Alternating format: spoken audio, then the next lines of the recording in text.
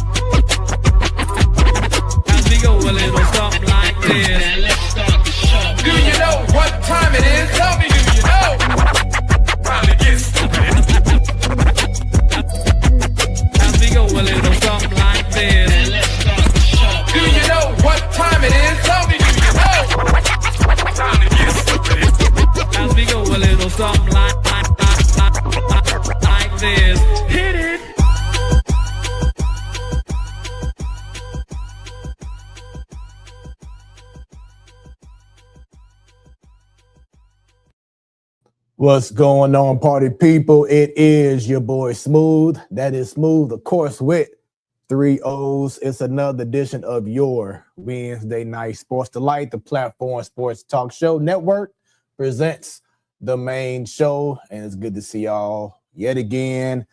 Man, sports continue to be sport, man. It's always say this is the ultimate reality. Sports is the ultimate reality show because it's never a dull day. You think one thing is over, something else come along, and stories beyond stories beyond stories. And this is the show to go ahead and let all them stories get out there, all the hottest topics, whether it's locally around the St. Louis area or all around the world. This is what this show is all about. Thank y'all for tuning in. This is y'all first time. Thank y'all very much. But also, what took y'all so long? This show has been going on for almost 9 years in April. Consistently every Wednesday. It's been a blessing. Love to talk sports. We are all experts. We know what we're talking about. We have our opinions. Not saying that we're all perfect, but we definitely love what we do, and we love to discuss sports. And the reason why it's called the Platform Sports Talk Show is because you see or hear all the other amazing shows that's on radio, on TV, and etc. And people may not have the opportunity to get their point across, and we want to give them a platform to make that happen. So that's why this show is called the Platform Sports Talk Show. And we want you to go ahead and tell all of your friends right now who love sports. Doesn't matter if you're a man, woman, just bring it. Let's discuss some sports throughout the whole evening. We have our set topics, but we can easily change that if y'all have some great conversation that y'all want to bring up in regards to sports. And we just want to interact with each and every one of y'all. Need y'all go ahead right now. Go ahead then and follow the Platform Sports Talk Show all across social media, on Facebook, on the X, on Instagram. We're live right now on Instagram. You know what I'm saying? We're doing it all. Then, of course, on YouTube, put in the Platform Sports Talk Show and be sure to subscribe and click that bell. So anytime we go live like we are right now, your device will be like the Platform Sports Talk Show is live. Then you can just click on it and boom, you are there. So go ahead, tell a friend who loves sports to go ahead and subscribe and click on that bell right now on the Platform Sports Talk Show. Once again, all across social media, Facebook, the X, Instagram, YouTube. There we go right there. Then if y'all know someone who will be a great person to have on the show to talk sports, get their stories told, whether it's a coach, player, personality, whatever it is, because we have over almost 9 years worth of great interviews that we've had on this show, a list of players, etc., to have their stories told and talk sports. Shoot us an email, platformsportstalkshow@gmail.com. Also, if you have an establishment, maybe a dope sports bar, a great location that we can set up and, talk sports there. Do a live in person show your venue or your spots love, we can definitely do that. We want to make that happen in 2026, especially now that it's slowly starting to warm up here in the area. So shoot us an email once again, platform sports talk show at gmail.com. And if you can't watch the show right now live, we understand maybe you're driving or whatever it is. It's cool. You can also go to hot365radio.com or via the app. It's an amazing app. We sound crystal clear. Hot365radio.com or download on your iOS or Android device right now. They also have a Twitch channel, twitch.tv/hot365radio. So there's so many ways to check out the show, whether it's visually or if you just want to hear the show, you have multiple options to do so. You can catch the replay of our most recent show each and every Sunday at 3 p.m. Central Standard Time. Every first Wednesday of the month, you have Ladies Night. You have Bunny as the host. You have Jobo. You have my wife, Jayance. Hey, wifey, love you. You have Annie and you have Faith. And it's an amazing panelist of ladies. I call it the best panel of ladies who love sports. So check it out every first Wednesday of the month. Every last Wednesday of the month to close out the months, you have the man cave or anything can go down. Shouts out to Stan. He's the host of the man cave. You have Sadal. You have T-Bone Funk. You have Rio. You have my boy Miko. Prayers up to you right now, Miko, at this time, and with your health and what's going on right now in your personal life. Then, of course, you have the blackest man on radio, on everything, Mr. Craig Black. So amazing panelists from Ladies Night and the Man Cave. Then lastly, outside of the sports talk show, you have my other baby, Smooth Conversations, where the conversations are always smooth. Go to YouTube right now, if you ain't already, and put in Smooth Conversations, smooth with 3 O's, and like, subscribe, spread the word as well. And you can also check out the show every Thursday, whether it's live or if it's a best of Smooth Conversation. It'll be on every Thursday at 6 p.m. Central Standard Time on KBDR Beat District Radio. Go to beatdistrictradio.com. For those listening, BEAT, districtradio.com, or download the app by putting in KBDR Beat District Radio. You'll also see throughout the show, you'll be seeing a QR code. You can scan that. That'll connect it to anything and everything under the Smoooth Productions umbrella. You can connect with me, shoot me an email, check out the website. Also do photography, videography, drone services.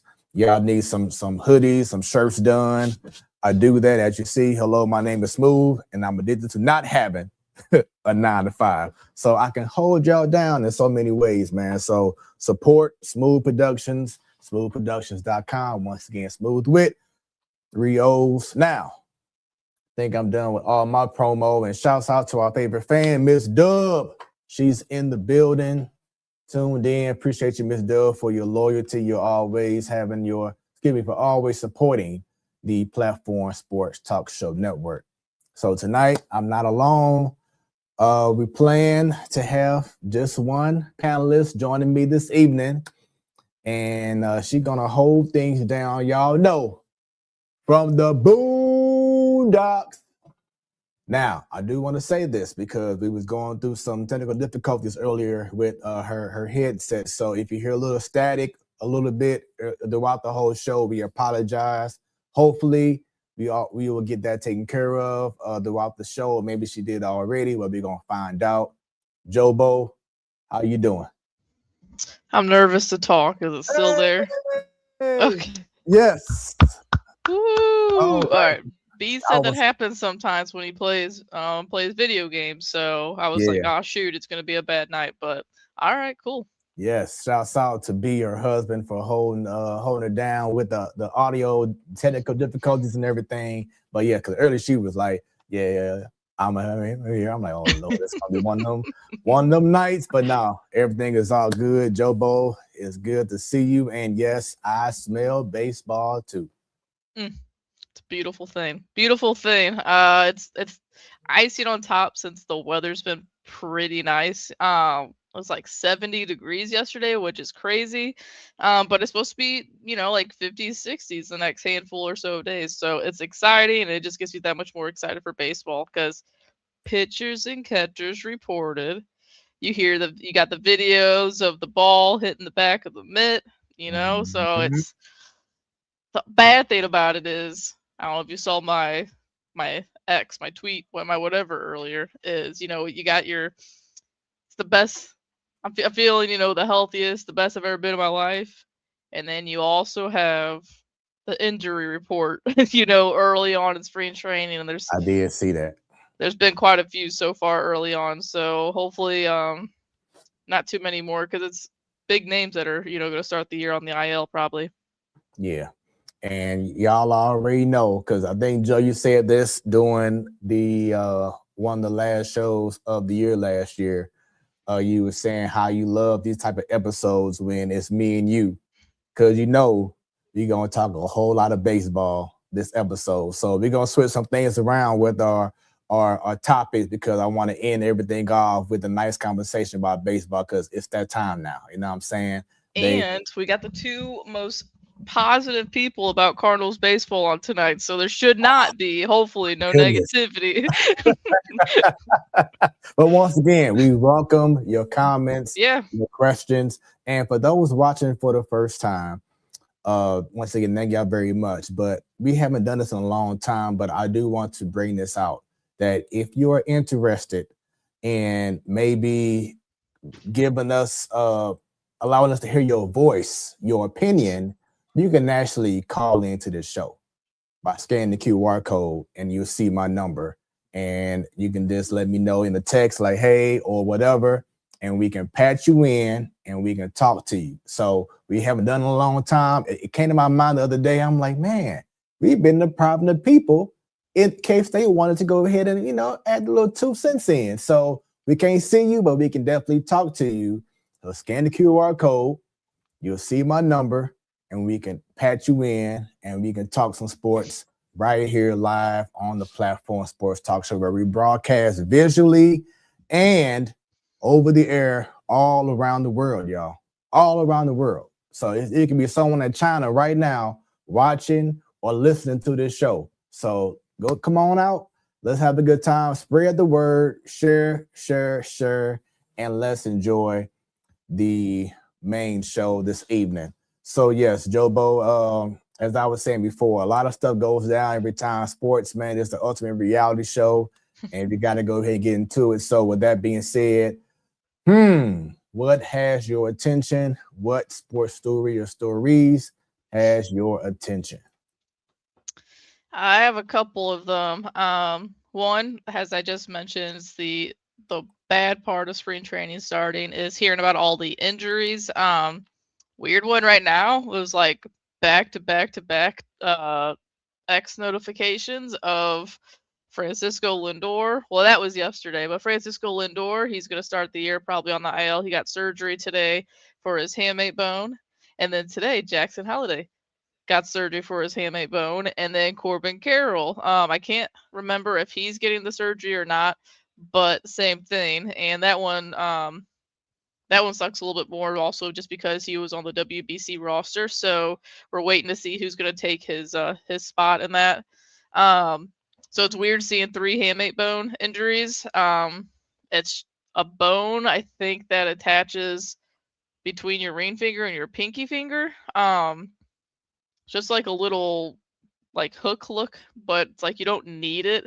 Is it up over here? Okay, it's all right. Someone said it was your pinky and your ring, so pointer in here, but get the surgery. You can still play, but I've also seen that it could, take a little bit to get your power back. So, Yeah. For someone like Francisco Lindor, that kind of sucks because 2 years ago for sure he was the runner up to Shohei for the MVP. And I mean, they're going to have Bo and Juan, and what I'm saying, they have plenty of power in that lineup, but they also lost Pete Alonso, who has a lot of pop. So, but yeah, it's weird seeing those. There's also Reese Olson with the Tigers. He's got shoulder surgery. There's a couple other Schwellenbach for the Braves. He's done for the year. So, it's the bad part of the season of spring training of hearing all these injuries. Knock on wood, the Cardinals are good so far, but it's only day one. But yeah, no, it's just exciting. Baseball's back. We're gonna talk more baseball later on. The other ones I had is Lindsey Vaughn. I know, Smoooth posted it in our ladies' night chat, but she did Saturday morning, Friday night. I don't know how that works, but we woke up to the news that she did. And it's crazy. It was not her ACL related, but her leg nicked one of those flag or point checks and broke her leg. So she had 3 surgeries. she posted a picture today of her in the hospital bed. So long road to go. And then sorry. So I want to bring that up because I don't want to sound harsh, but because I had a ruptured patella tendon, and that's not something to play with. You know what I'm saying? You need to get as much rest and getting off of your leg as possible so it can heal. So when she had an ACL injury, that's now I commend her for being courageous to continue to want to fulfill that dream of being in the Olympics. But at the same token, she's 41 years old. You ain't 21. You ain't 31.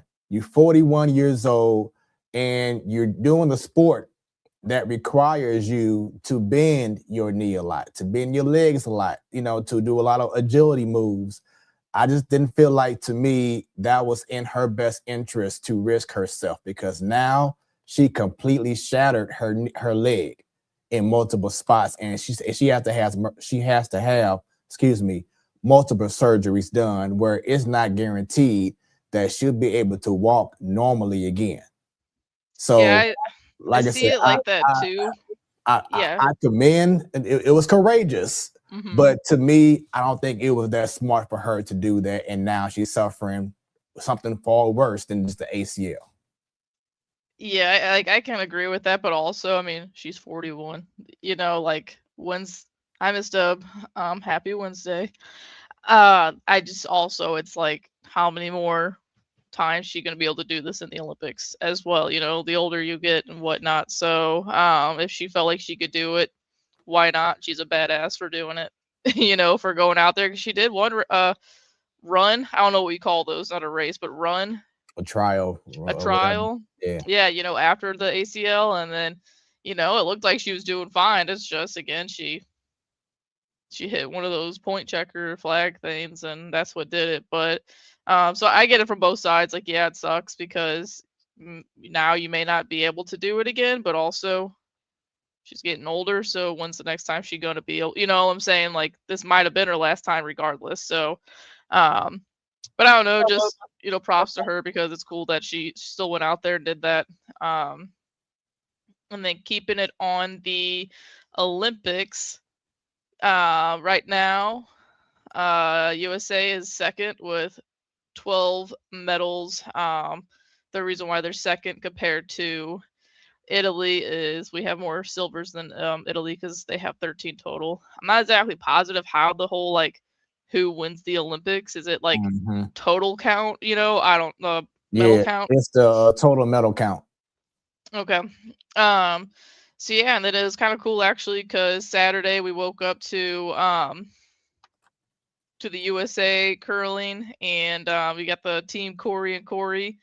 They, I can't remember who they beat, but they got to go to a medal game because of that. And they didn't win gold, but they won silver, and I think that's the first time that's happened. So, shouts out to them. That was really fun to watch. And as I said on here before, curling is, I don't understand it, but it's fun as hell to watch. So that was really cool to wake up Saturday morning and watch that. But then yeah, we got USA hockey starting tomorrow afternoon. So if you want to watch it, it's going to be fun, I think. Miss Dub said, I think after the first injury, she probably thought, I've come all this way, I might as well try. Yeah, and like I said, I do think, like, because it's every 3 years? for 4. the 4. Yeah, that's Oh what I mean. yeah, no, I'm sorry. I think the Winter Olympics is every 2 years, and then the Too. big Olympics, the Summer Olympics is every 4 years, I believe. Okay. Yeah, so I mean she's gonna be close to 44, 45 next time it comes around, So I don't know. Snaps to her for just doing it and doing it injured because I've never done anything like ligament wise to my knees, but catching a long time in my life, my knees hurt nowadays. So I mean standing up for a day and my knees are killing me. So yeah, shouts out to her for that. Yeah, so I do have a few things. One, we don't talk about this a lot because I'm not a gamer anymore at all like I used to be. Now, Miss Dub, from back when I was a youngin, me and your son Ed and Jonathan and Miko, we'll be playing video games all night long and everything. But What did young Smooth play back in the day? it was all sports. It Just was all all sports? sports. The They didn't have mags. Call of Duty back in the day? Yeah, they did have it. Yeah, I mean, not. I'll probably say, I can't even call like the actual year, but yeah, I mean, it was out back then. But now I was mainly a sports person. The NBA jams, NBA 2K, baseball games from bases loaded to MLB the show. I mean, King Griffey Jr. baseball. I mean, all them baseball games I was That's the on. best to this day, I think. Ken Griffey Jr. baseball. Yeah, That's the best. and you had RBI, uh, Slugfest. all them games. Then of course the Madden, Tecmo Bowl, the whole nine. But I was sports. You know what I'm saying? Everyone else would like the fighting games and first person games, whatever. No, I just love me some sports. So, oh, there we go, Miss Dutch. She said all day long. Exactly. So I bring this up because MLB The Show 26 is about to come out. And I think we had this discussion before, Joe, maybe a couple years ago, which is bad because the game looks exactly the same like it did back in PS3 or PS4 I years. think it And works worse. exactly. It's like what happened to this whole next gen, different player model, different overall look. Everything is the exact same. And every year I get hyped up about, okay, they keep saying new engine, new this, new whatever. And then they come out and I'm like, it's the same exact thing. Like the only thing that may be different is that it may just be a little bit clearer because it's 4K. You know what I'm saying? But the Is same it out token, yet? it comes out next month. But Okay, I was about to the say we player haven't pre-ordered models, that yet. yeah, the player models, everything is just like me playing it back on the PS4. And now Yeah. you got PS5 or whatever it is now, but it Mhm. looks just like when I had it 5-6 years ago, and that's not a good thing. Now they may have added some great features and additions in regard to certain things, maybe more animations, but to me, my whole thing is just like how they did with Madden. Like you could tell Madden is a whole lot different, than how it used to be years ago. But with MLB The Show, it's like for some reason they're just stagnant on keeping everything the same. And not like I said, I'm not gonna buy the game. I don't even have a PS5 or Mhm. Xbox, whatever it is now. That shows how far gone I am from video games. But just me from the outside looking in, I'm like, what happened? There's nothing different, No, and that's frustrating. so we buy it every year. Um and that's one thing I was going to get at. They know people are going to buy it, so but I do know people are very vocal about it every time when they're like there's a glitch happening or they wanted this person to show up, this or that. I do think the Diamond Dynasty feature of like creating your own team and it's like you open packs and you get diamonds of players, it's like, oh, I got a diamond Aaron Judge, and that gets people coming for more. But yeah, I saw I don't know if you follow Joe's McFly on social media. He's part of the John Boy Media Group, but he posted a video last week, I guess, of like gameplay of it. And he's like, "Tell me." It was a gameplay of that game and then gameplay of The Last of Us. And The Last of Us looks 10 times better, and that game came out like 10 years ago. Mm. So it's definitely concerning. I don't I play it. I don't understand all the background part of it, but yeah, I do think people buy the hell out of that game. They post about it a lot. I think they should probably work on that a little bit because it didn't look good. Yeah, and remember that game that I showed you and Brendan last year? There was like a Korean Yeah, like the Japanese game. Japanese one. Yeah. Now that was next gen. Like that's Mhm. what I thought the show was gonna be bringing, but it's not even close. I gotta find that game to get on YouTube. But I used to watch hours and hours of this one YouTube streamer just play the game, like play a season, play different modes, and I'll be like, man, that game looks amazing, you Yeah. know. And it's like, man, the show, what's going on? Like I say, if you're telling me brand new console, you have 8K now, you expect these players to look damn near like you and I right now on this stream, Mhm. you know, and it's not even close. And that's disappointing. That's highly disappointing, but that's that. Second, you brought up earlier uh about the Olympics. And this one here to me took the cake. Norwegian Olympic skier. His name is let's see, let me pull up Sturla Lograde. He just won a medal for his for his event. But after that, he got interviewed, and this is something that you rarely hear. Now, for those who are listening right now, you won't be able to tell what he's saying because he's speaking in his language. I'll go ahead and translate later on. But for those watching, just read the subtitles and let me know what y'all think after y'all see this. Sturla Holm gratulerer så mye med OL-bronse. Hvordan har du det? Det er stort. Det er min første OL-medalje. Og jeg vil takke alle som har hjulpet meg på veien. Smørerne for en kjempegod skidag, og hele familien som har backa meg. Og så er det en jeg ville dele det her med, som kanskje ikke ser på i dag. For et halvt år siden så møtte jeg mitt livs kjærlighet. Verdens vakreste, fineste person. Og for 3 måneder siden så gjorde jeg min største tabbe og var utro mot henne. Og det fortalte jeg for en uke siden. Og det har vært den første uken i mitt liv. Så jeg hadde gullmedalje i livet. Det var sikkert bare mange der nå som ser på meg med andre øyne. Men jeg har kun øyne for henne. Jeg vet ikke hva jeg vil fram til å si det her nå, men... So, for those who were listening and didn't know what he was saying, the man was, of course, happy about the event that happened, that he won a gold medal. But he mentioned that 6 months ago, he met the most beautiful person in the world, the love of his life. And he admitted 2 months later that he cheated on her. And he started getting in tears. He said that he won the gold medal in life, and he pretty much feels so bad and terrible for his actions.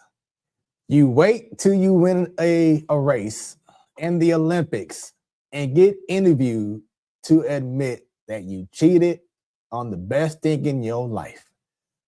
Wow, Joe. Wow. 2026. How do you do? I'm speechless. I'm speechless. Not in a good way, speechless, but yeah, I don't know. That is, I see something about that, but I never actually clicked on it, the link or whatever. So that's the first time actually reading all, like, what he said. But all right, like, get to the Olympics, you go to a different country, and bronze, and then you admit all that. So that's interesting.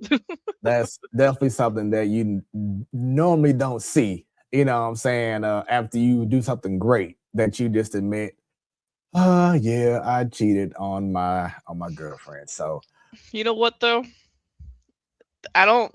Now that we're talking more crazier stories of the Olympics, I don't know if you're gonna mention this or not, but I don't know what sport it is or event.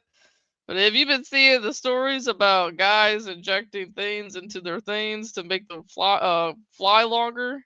Nah.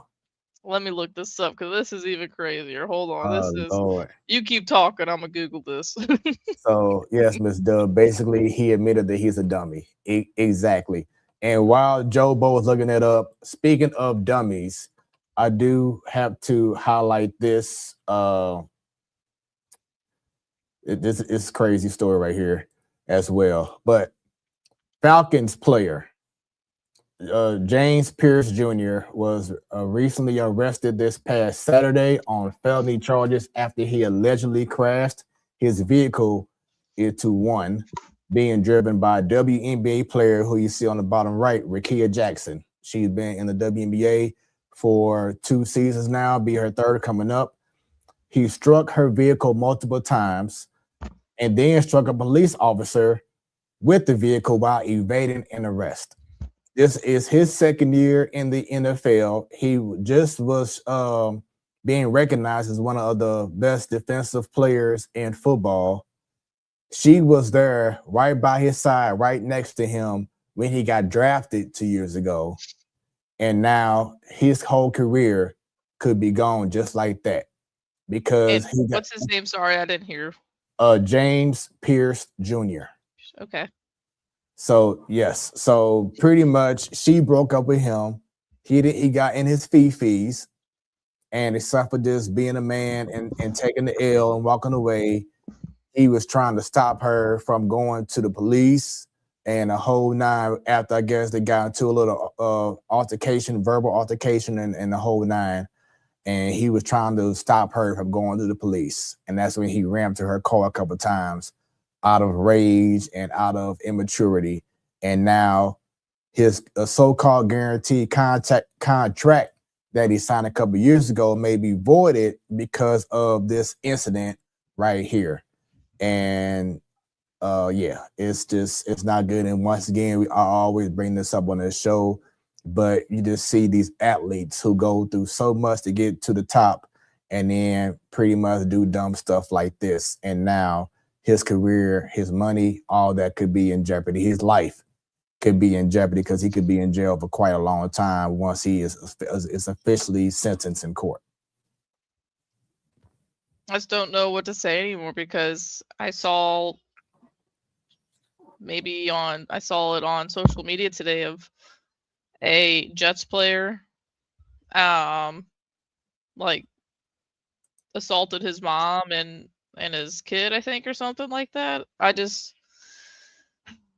don't know. It's again like like their parents helped them to get to where they're at their entire life from the moment they show any sort of passion for the sport that they're going to be in, and you're there finally making all the money in the world, money that we could ever dream of, and you do stupid crap like this. I don't get it. It's every sport too. It's not just one sport. It's baseball, it's basketball, it's football, it's hockey, which going back to my ladies' night thing, can't remember off the top of my tongue.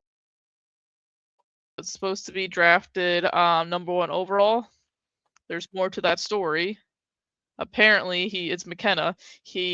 Oh yeah. He did assault someone, but it's someone that was like I can't remember the entire story, but I think this dude was beating up on his mom or something like that, and he's fine. He's still assault, but not as crazy as what it sounded like it was gonna be. But back to what I was Googling. So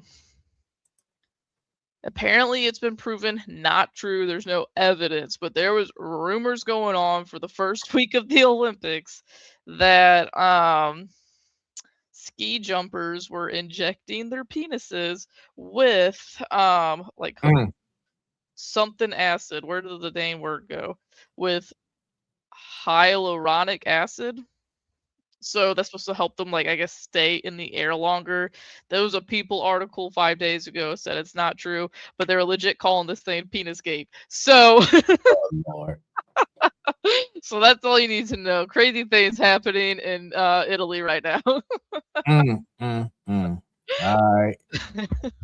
Also, just want to give a shout out to SLU. They are ranked number 18th right now in a AP top 25 poll. They only have one loss in the season, lost against Stanford with a crazy buzzer-beating shot back in early in, I think, October, November, whatever it was. Ever since then, they haven't lost. They've been doing their thing. And what's going to be interesting, though, Joe, is that you know how I always say, okay, you do good doing this, doing that, but then once teams get tape on you, that's when we're gonna see how they really are. Do they make those adjustments? And slowly, these last few games they've had against teams that they should have maybe blown them out early. A lot of these teams are playing them a certain way now. They're playing them more physical. They're attacking them as soon as they cross half court, not just falling back anymore. They're trying to force Lou to change up some things. So it's going to be interesting to see how they continue to adjust to how teams are playing them, especially as they get ready for the A10 tournament. And then, of course, the big dance. Mizzou, they have won, I believe, 3 in a row now. They're playing tonight against Texas A&M. I think it's 2 or 3 in a row. They have been showing signs of improvement after they had a few bad losses. So right now, if they do win tonight against Texas A&M at Texas A&M, I believe, their chances of making a tournament increases a whole lot more. So let's hope that both these teams continue just to win and see them both in the big dance next month. But I have a go ahead. question about the big dance. So you said they're 18th at the moment. So how does the bracket get set up through that, I guess? Like it's not based off of bracket. I mean, off the top rankings. 25. Okay. No, it's not. That's just a regular season, you know what I'm saying, ranking. They go off of so many different details in regards to strength of schedule, Ken Palm ranking, you know, basically how you are on the road, at home against certain teams, how many quad 1 wins against quad 4 wins, you know, whatever it is. So they take it, I don't know how they do it, some kind of computer system, but they take it to account all that stuff. And that's when they determine, okay, this the best team. They gonna, you know, this the number 1 ranked team, number 2, number 3, number 4. You know what I'm saying? So the top 4 will have their own region. So you have the East, West, North, South, but of course they call them different regions, different cities. But that's how they do it. You have your South, North, Midwest, and East. And your top 4 seeds, you know, one would go to, you know, East, West, whatever it is, you know. Then they kind of go do the same process for the next 4, you know, whatever, and go with that process. So, but now it has no meaning in regards to how they determine the seeding for the tournament. Okay. Yeah, but I mean that comes out. It's more so of a sexy thing to be in the AP top 25. You know what I'm saying? Yeah. Chris Bassett signs with the Orioles, so that's huge because they needed another pitcher. That just happened. Miss Dub says hyaluronic acid plumps skin and lubricates joints. Is used to treat dry skin and arthritis. There we go. Okay. Yeah. Again, it was all over social media. Everyone was buzzing about this over the weekend. So yeah, and just to make sure I was correct, Mizzou plays at Texas A&M. So yeah, so if they win that game, their chances of getting to the big dance increases even more. So good luck to once again Mizzou and to SLU at this time. Now, go ahead, transition to some football. We just had a Super Bowl the other day. Congratulations to the Seattle Seahawks, Joe Bowl. And for those watching, listening, give us your thoughts in regards to the game. Did you enjoy it? Whatever it is. Joe, how you feel about this game? thought the game was very boring. I was very mad because, like, for these playoff games, I've been doing, a couple like just 50-cent bets of who's gonna score the first touchdown. Second half came around and no one scored a damn touchdown. Hold on. Hi. Family time. Hold on. There we go. Say hi. Look at me trying to hide. Yeah, she was being crazy. You say hi. There we Hi. go.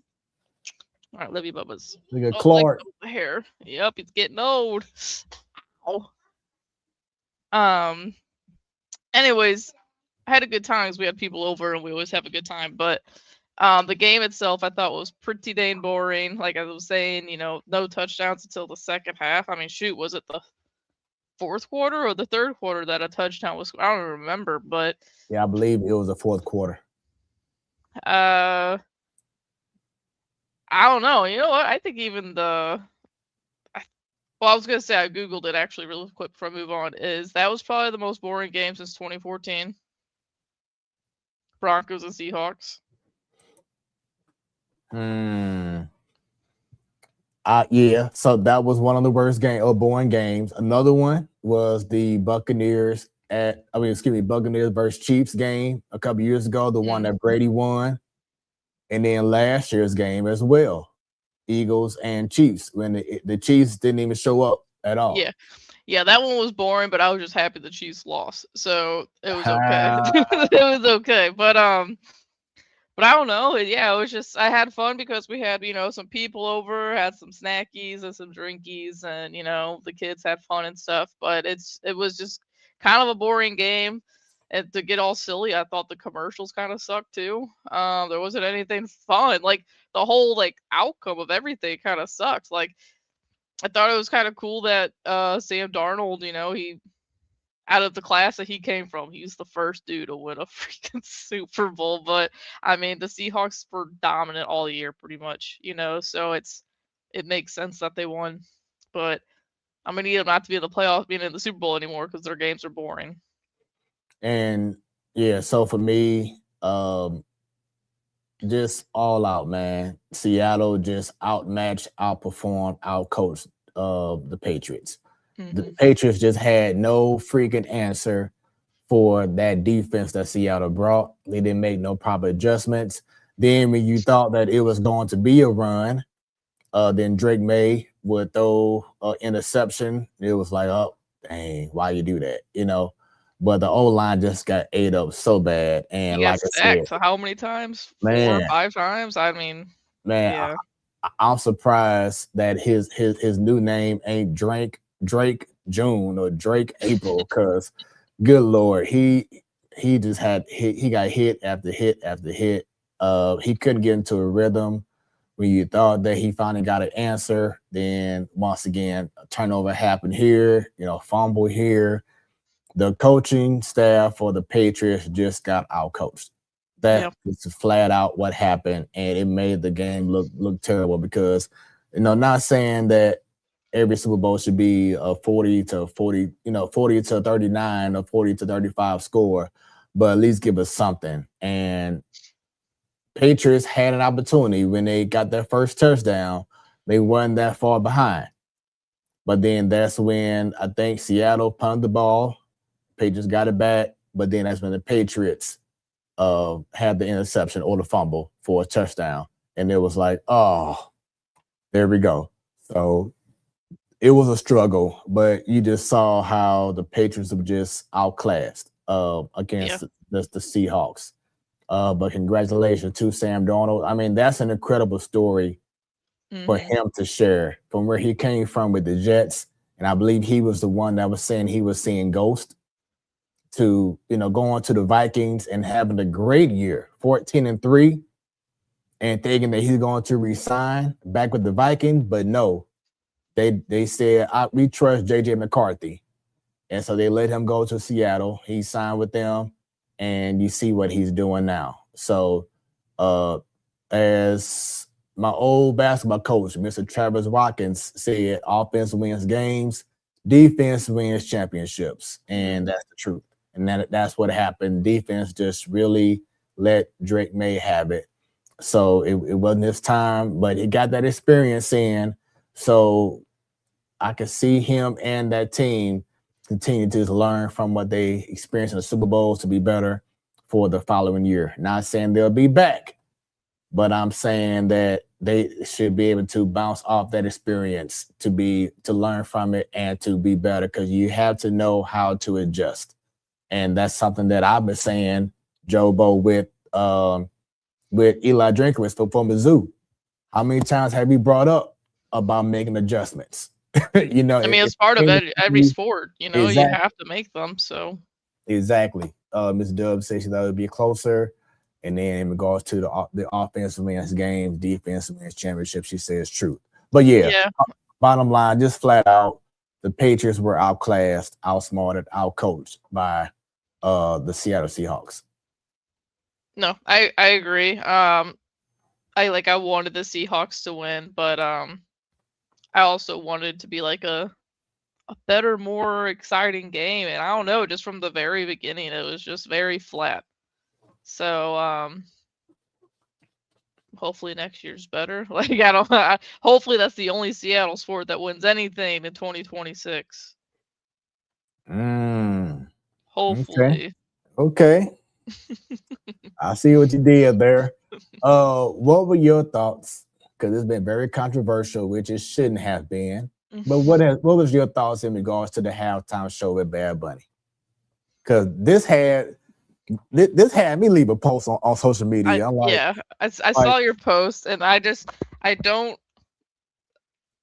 It sucks that like halftime shows for an event that's supposed to be fun and exciting, and like it really is. Like, I know it's a global thing now, but it really is like an American holiday. I feel like everyone should probably have the next day off, and we say this about opening day. We should probably have that off in St. Louis, you know. But I don't know why every freaking halftime show has to be a controversy. It's been like that since what's her name Nip slipped up, and when I was like 8 years old. Okay, so like so like Janet Jackson, like it's just always something. I mean, and I think not to the extreme. I can see both sides, but like it's just try to enjoy it. I mean, my aunt was sitting next to my sister holding Clark, and my aunt thought my sister was humming the words or humming the music, and it was Clark. So like Clark was vibing. He was hitting a water bottle and just chilling, you know, like having a good time. But yeah, I mean, I just think everything, it's too much drama. I'm tired of it. I just wish it wasn't that, and I wish we could just sit there and just try to enjoy it. And apparently you can't, because that's all. I go open up a new tab, and every time I do that, there it is. And not good either.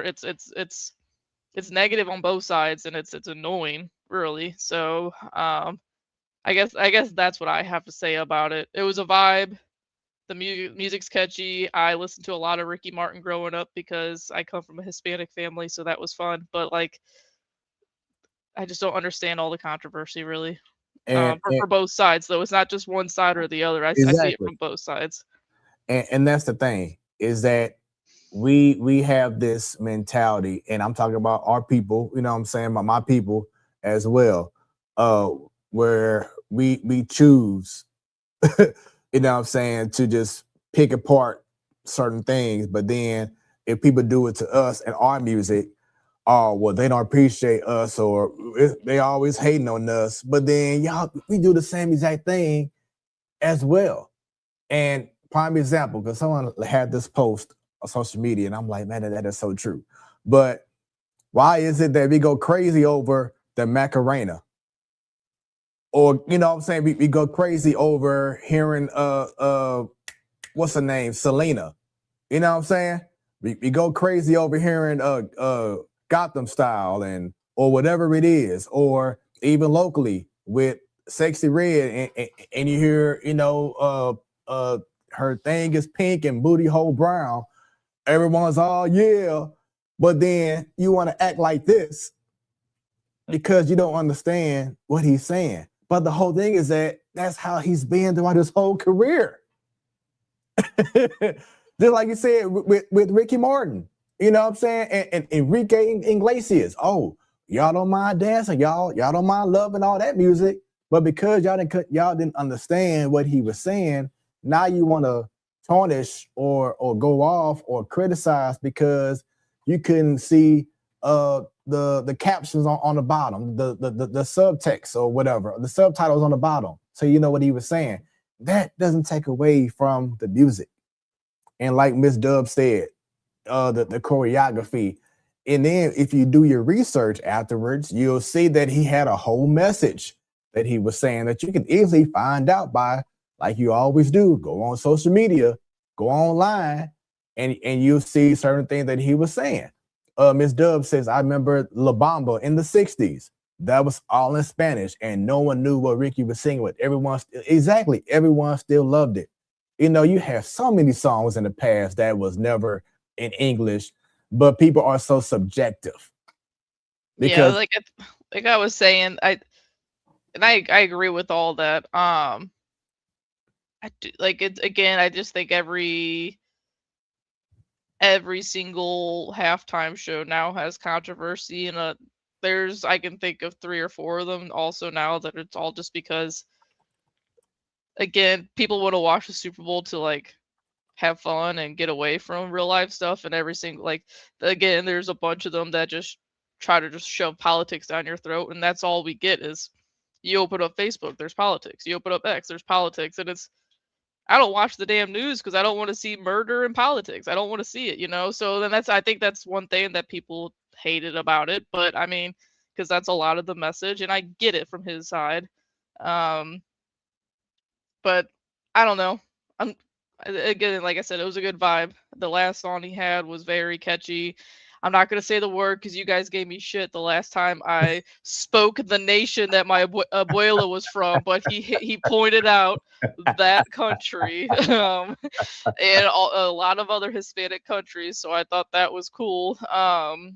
And that flag was there as well, so you know, like that was cool. Thought of my abuela whenever I saw that, but yeah, I think a lot of people just don't want the politics shoved down their throats because it's everywhere and it's all depressing. yeah, I think that's a big part of it, really. And and that's how that other halftime show that no one watched, that was all about politics too. right, So, right. you know, and it's both, again, it's both sides. And that's it's just aggravating. Yeah. So people just chill out, man, and just enjoy the music, the vibe. You know what I'm saying? Let's Clark see. he was getting it. This does say he named many, if not all, countries in both Americas, and I like that. Yeah. And what people be forgetting that, you know, Puerto Rico, and I don't think the president knows this, but Puerto Rico is in the United States. So it's just crazy. It's a mess, man. But people just, and we're gonna be hearing about this for every Super Bowl. It's going to be something. You know what I'm saying? Yeah. It could be a gospel singer having a whole 15-minute gospel concert, and then you putting too much emphasis on loving God. You know, it's gonna always be something, and it just really doesn't have to be like that. So just so we're moving forward after this, three people or / groups, who would you like to see? Oh, Bruno Mars have his own thing. I know, and even though I didn't like how he did it, in regards to his tweet or post after Bad Bunny, but I know Chris Brown would be amazing for the halftime. What'd he say? So he said, it's proof that they need me or something like that. He's got such a big head. Right, and I'm saying, it's like, you ain't have to do all that. You know what I'm saying? Like why? Hey, you know what your parents teach you is if you ain't got nothing nice to say, then don't freaking say it. Right. That's why I don't say shit on social media unless it's about baseball or something, because I know I'm going to get clapped back, so I'm not going to do it. And third, man, I don't know. I don't know. I had to think about that, man, because I wasn't prepared for that. So I definitely have Bruno Mars, you know what I'm saying, and Chris Brown. But I want to get a female act out there as well. And I just can't think because I can easily say Beyonce, but she already did it. Yeah, she's done a couple times. She can always come back, but I'm just saying, I have to think about a third person. How about yourself? So I'll go to like, all right. So Metallica, I think would be cool because I think a lot of people love Metallica and they are global. And then I think this would be cool just because he's done rap and he's done country, but Post Malone, he's very popular, and there's always all these dang Bud Light ads in the during the Super Bowl, and he's a very big sponsorship for Bud Light. My unrealistic, but I would absolutely be so excited about, and Mia would love it. No, I'm not about to say the Jonas Brothers. Is Huntrix, the Korean band from the movie K-pop Demon Hunters. I don't know if you've heard any of their music or not. I haven't heard the music, but I heard of them. Look up like how it's done. Oh man, it's got Korean mixed into it with some English, and they're rapping, they're singing. It's amazing. There's a lot of K-pop artists that are really fun. But that one, Mia would absolutely love that, and they definitely got enough songs, I think, to put on a halftime show. So I think that would be cool.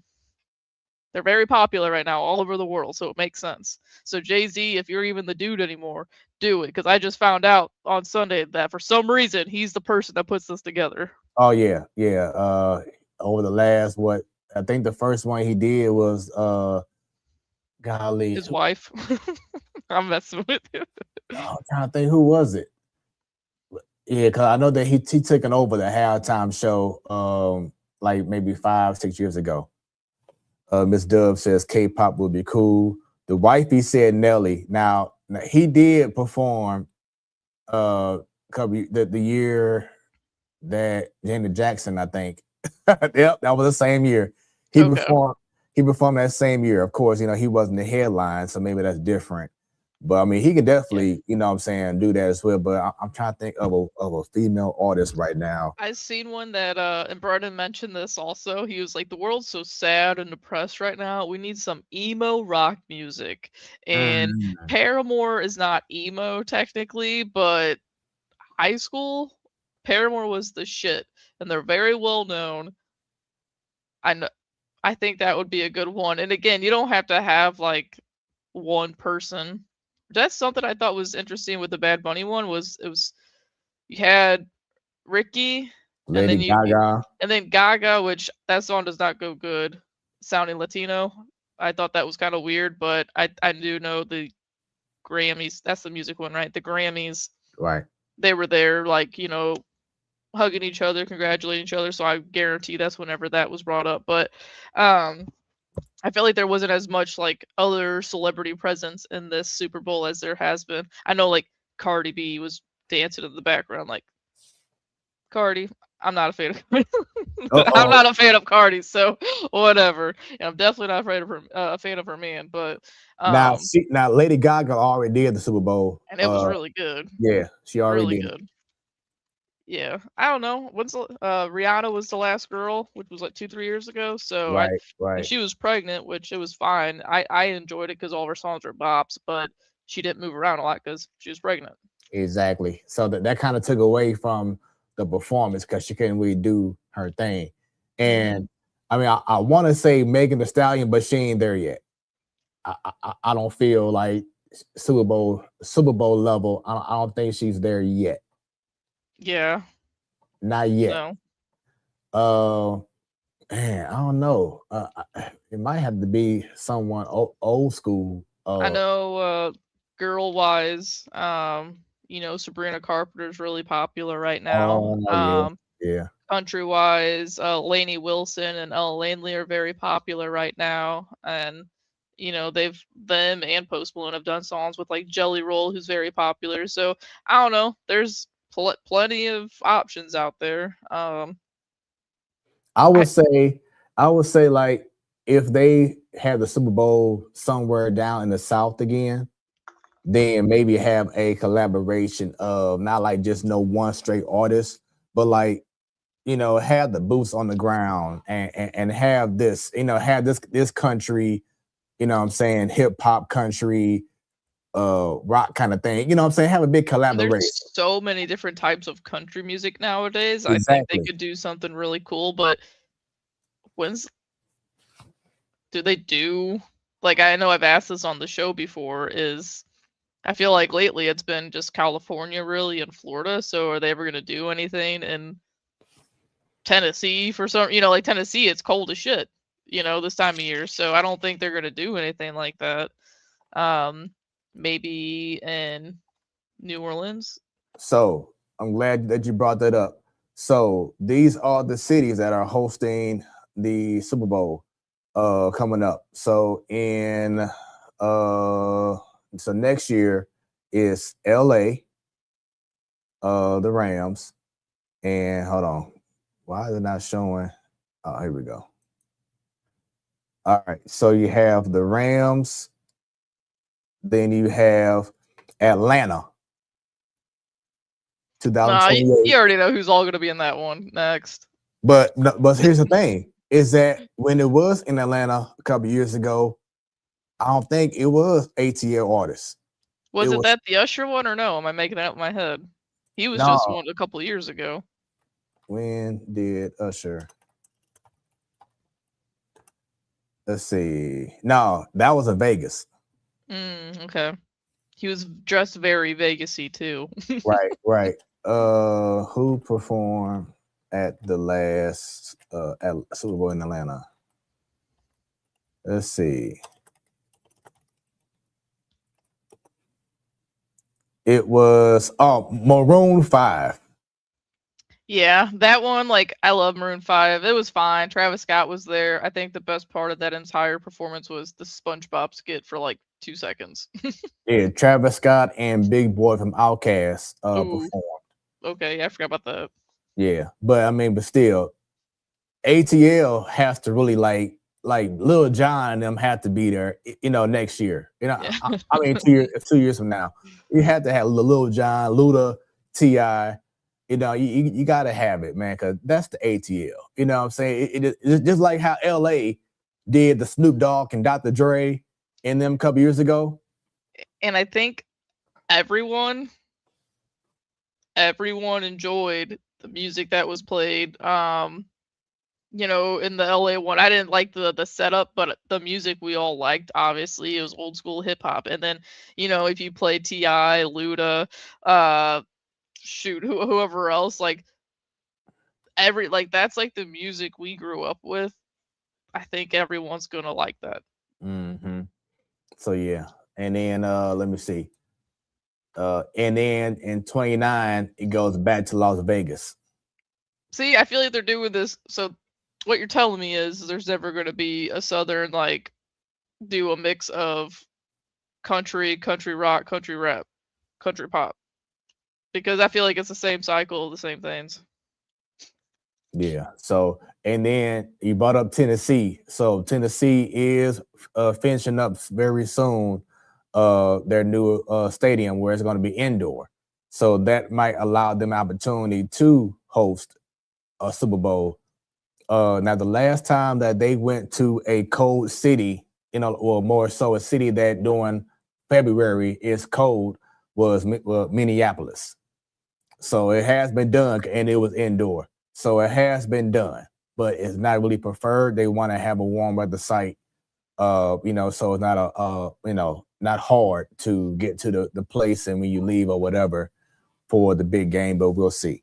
But that was our Super Bowl reactions, the game, halftime show. Yeah.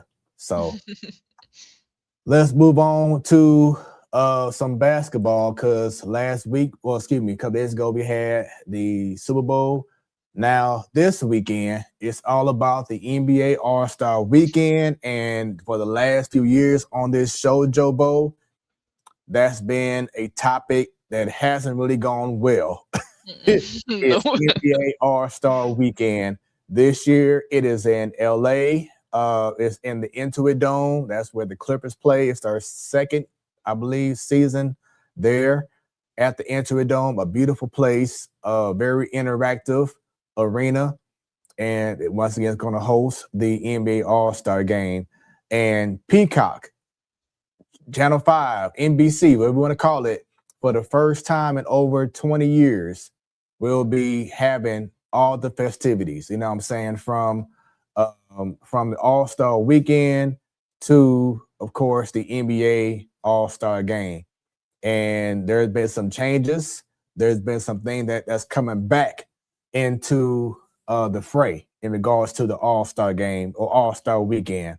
And I'm going to go ahead and show you now that starting this Saturday night, you're going to have the comeback. After 11 or 12 years, you're going to have the Shooting Stars competition. This is where you have a mixture of current players, past players, playing in a competition. Now, what they have replaced this year was the skills challenge. I remember when the buzzer go off, and then you got to run through different courses and pass the ball, do this here, and do a hoop and run around and shoot a shot, whatever. That got eliminated. Thanks, Chris Paul. But if y'all don't know about it, check out last year's contest.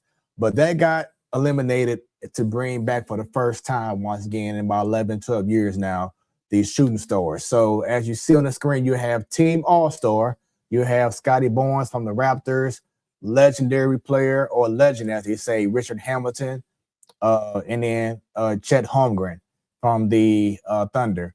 Team Knicks, you have Jalen Brunson, Karl Anthony Towns, and the legend Allen Houston. Team Cameron, which I'm not sure about the name. Maybe they're all from Cameron. I'm not sure, but you have the rookie Concanupo from the Hornets. You have Jalen Johnson from the Hawks. Then you have legend, former NBA player Corey Maggette. And then Team Harper, you have Ron Harper, who played with the Bulls, played with Jordan. He's the legend, and his two sons, Dylan and Ron Harper Jr. for Team Harper. So usually how this competition is that one person has to at least start off making like a layup. Next person got to make a free throw or something. And then once that person does, then you got to shoot threes. And then once you get that done, then you got to go all the way to the half court. And the first team that makes a basket from half court wins the game. But so it's the fastest to make the half court shot. So you got to make these close shots up first. Then you got to make the half court shot, and the fastest to do that wins. And that has usually been an attractive competition. So they're bringing it back for the first time. Hopefully, it's something that can stay, and they have success with that. So that's the Shooting Stars. That comes up once again this Saturday on NBC and Peacock. Then you have a 3-point contest. Devin Booker, Concanupo again, Tyrese Maxey, Donovan Mitchell, Jamal Murray, Bobby Portis, Norman Powell. One person that I didn't name yet that I'm saving for last is Damian Lillard. The reason why I'm bringing him up, Joe, glad you asked, is because he has been hurt all year. He has not played one game this year, but he is back to defend his crown.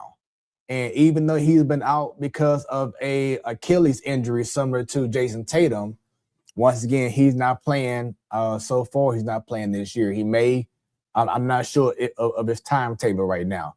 But as of right now, of course, he has not played a game this year. But he will be a part of the 3-point shootout to defend his crown. So that should be very interesting. Then you have the slam dunk competition. And Joe, do you know that one guy back yet? See, so that's part of what I'm going to ask you next is, do you know any of these guys on this screen right here? Nope. I know that white boy though that knows how to dunk. Mac McClung. So he declined coming back this year. He could have been the first to try to get a four-peat because he already has a 3-peat now. But I think just the outside pressure because he was an NBA player. You know, he's from the G League winning, that that may have been like, you know what, I don't want to keep on getting this bad rep, even though I'm beating these so-called best of the best, which is the issue because no one knows really Carter Bryant outside of their respective teams. Now, Jackson Hayes, he's a high flyer, but he's not that, you know what I'm saying? I'm paying my money to see him kind of dude. Same thing with Keshad Johnson and Jace Richardson. These are not marquee names, but we hope that they are able to grab the attention. I know Jackson Hayes, once again, he's a high flyer. I'm not sure about the other guys. Don't follow them as much, but, you know, I watch the Lakers all the time. But this is going to be the slander competition. And I hope that once again that they can, you know, bring more entertainment to the dunk competition. Because Matt McClung, he held it down. He didn't miss a dunk. He made his dunks. We don't want to see guys trying 5 times just to make one dunk. That takes away the flair of the competition. Go ahead, Joe. So I don't know any of these guys right here, but do you see them capable of entertaining at least? Like you would know more than I do. So do you see them doing some cool type of dunks? The only person that I'm confident on is because I watch the Lakers all the time is Jackson Hayes. I know that he has some bounce, but I don't know how he is in regards to a dunk competition. So, like I said, all 4 names are not appealing, you know, at all. I just hope that they're able to be like, you know, the fans, they be like, wait a minute, okay, maybe I need to follow these guys more. You know what I'm saying? Because then they can electrify and grab the attention. But right now, I'm skeptical because there is no big name. You don't see a Zion Williamson. You don't see a Ja Morant. You know, you don't see the superstars that's in the dunk contest. So that's what sucks. I feel like the dunk contest is usually like the marquee. one, that's the one that everyone wants to watch. I mean, that's like saying just because it's recent, but like, oh, Brandon Donovan's in the home run derby. Like, yeah, he's gonna hit some homers because he's a ball player. He's in the majors, but no one wants to go watch Brandon Donovan in a home run derby. You know, like that's why MLB always tries to get the biggest names. That's what really draws people into that event. So yeah, I'm curious to see how people react to it. And then, of course, you have the All-Star game, which is going to be this Sunday at 4 p.m. Central Standard Time. Usually it's at 7 p.m. prime time, but they're doing things differently. They're having it earlier in the day. So 4 p.m. Central Standard Time, once again on NBC/Peacock. And as you see, you have 3 different teams. You have Team USA, the red team, then you have Team USA, the blue team, then you have the world team. So pretty much how it's going to be is you're going to have Team A versus Team B. And then the second game is going to be the loser of Team A and Team B versus the world. And then the winner of the first game and the winner of the second game will play the final matchup. So it's going to be interesting. But once again, you're going to have 3 different teams, and it's already broken down for those to see.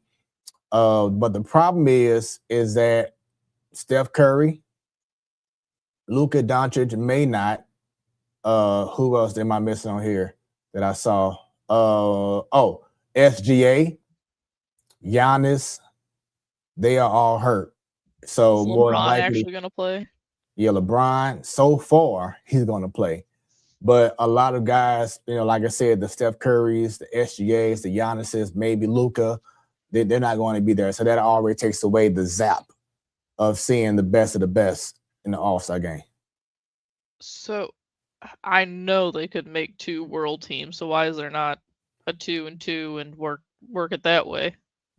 Great question. I don't have an answer. Okay. I'm like, I know for a fact because, you know, I've been betting on some basketball now that there's nothing really on right now. I know 90% of these names on here, and I know there's some other world names that you can put up there, but they're not up there. So I mean, the only thing I can think of is that we know that there's so many more United States players to choose from. So that's why they're in two different teams, and then you have the world. So, and of course, the world, that's anything outside of the USA. You know what I'm saying? So that's the only thing I can think of.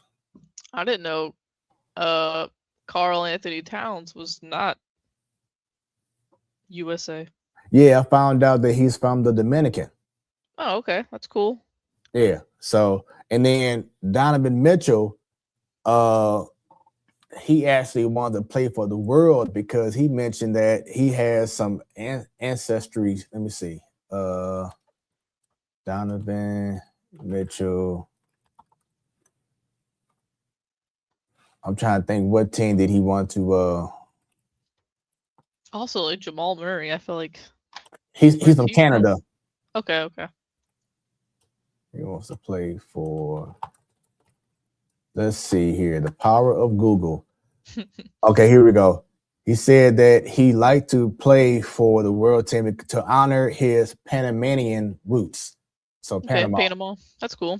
Yeah. See, so, who decides whether they can or not, because again, like JJ Weatherholt wanted to play for Team Korea, but told he's not Korean enough. Like, like, I don't know. I feel like if you are trying to play for a team that's not going to win the WBC, why not, but whatever. Yeah. So once again, it's going to be 4 quarters, 4 regular 12-minute quarters. It's not going to be like how it was previous years where you play for like a target score at the end or whatever, which I did like, but it's going to be your traditional 4 quarters, and it'll be 4 different games total, and decide who's the best team. So pretty much every team should play 2 games to determine, okay, well, out of those previous 3 games, who has the best record out of those 3 games, and the top 2 teams will face off in the 4th quarter to determine the winner of those 3 teams. So that's the NBA All-Star weekend. Like I said, I hope that we can finally get less criticism and more praise, because the NBA All-Star game especially has been a turnoff for a lot of people, where it's like after a certain time, okay, you know what, they ain't taking it serious. I'm done with it. We just want to see competition. And we don't know with these players if they have it in them to go all out for exhibition. That's their thing. But we shall see. I noticed that the skills competition's on Valentine's Day, so Jaime gonna let you watch this, or what's going on? We already have plans, man. So Okay. we going to a prior engagement, so I must try to watch as much as I can. If not, I'll be recording it. You know what I'm saying? So once we get home, whatever that is, then I'll catch up on whatever I missed. So I definitely will be having my recordings going on here. And speaking of, apparently the Super Bowl's on Valentine's Day. Yes. The Super Bowl is on Valentine's Day next year. So pray for me. I mean, we don't really do much ever anyways, as long as I get my chocolate covered strawberries, I'm good. But I pray for a lot of men out there, because not that many girls are as cool as me, so I love sports and stuff. It's gonna be a lot of relationships tested next year.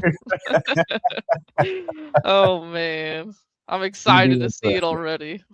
Yeah, I mean, but all I'm gonna say is, men, if you're smart, make sure you include the love. Okay, make sure you include it. You have to. You can't just say all this about sports. No, you have to merge it. Find a way and merge it together. Make sure that she feels just as special as your favorite team that's playing in the big game next year. So there we go. All right. So up next we have Bet That, one of our new segments. And Jobo, how did you fare with your betting for the Super Bowl? Oh, won like I won like $23, I think. I only just did little 50-cent bets.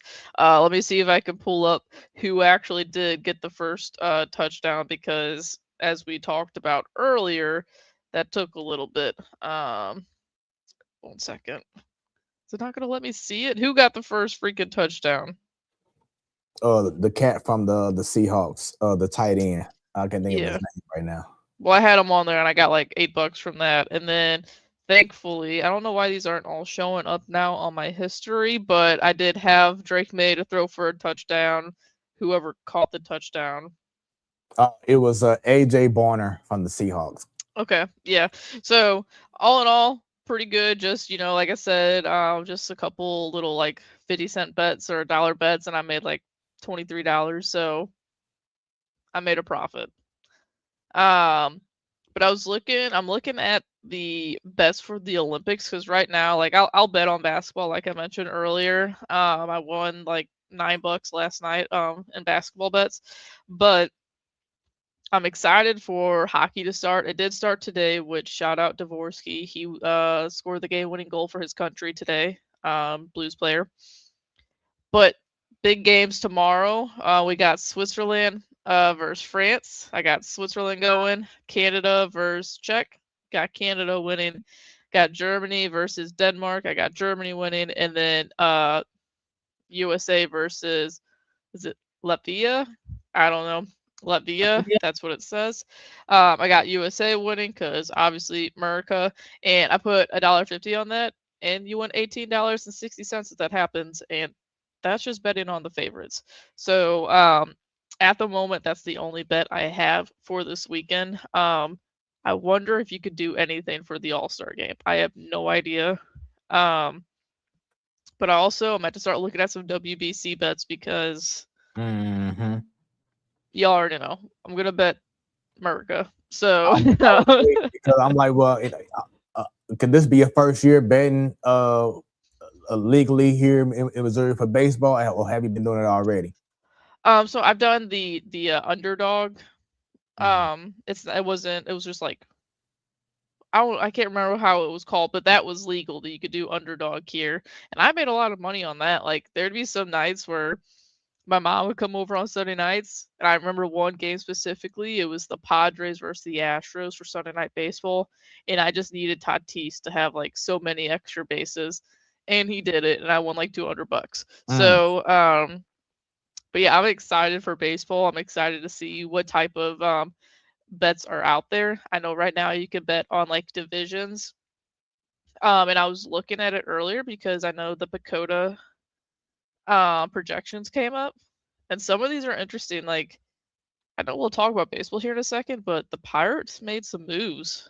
Oh yeah. Go ahead, say that for the baseball. Okay, but I'm thinking like, I'll have to see what the Vegas odds are, but not for them to win the division, but I might have to go over on what their odds are, So, I'm excited to like dig into the baseball portion of betting, because it's right here, it's around the corner, and I'm sure there's so many different options to choose from versus like division, who's going to win the World Series, who's going to win MVPs. Like if you pick Judge or Ohtani, you're not going to win anything because they're the favorites, obviously. But I don't know, maybe throw like an Acuna out there or something. I can see him having a really big bounce back year. And ALY is J-Ram. I mean, he's got to win one time, right?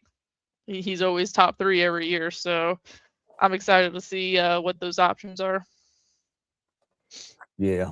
So, and definitely in the future, if you didn't mind, I would like for you to like maybe give me a couple like screenshots of not like upcoming. Well, you can do upcoming if you like to, or more so the past one to see about, so people can just get an idea for those who may be interested in it, just to see how you have been betting. Just maybe you want to get some pointers, or just be like, oh, okay, that's how it's done, and go from there, because we just want to continue to build on Bet That, or new segments. So yeah, my wife was like this close from betting on a Super Bowl other day, but I think they asking for like her ID, and she didn't have it on her at the time, and she didn't want to get up and get it, stuff like that. Yeah, like, yeah. do all that.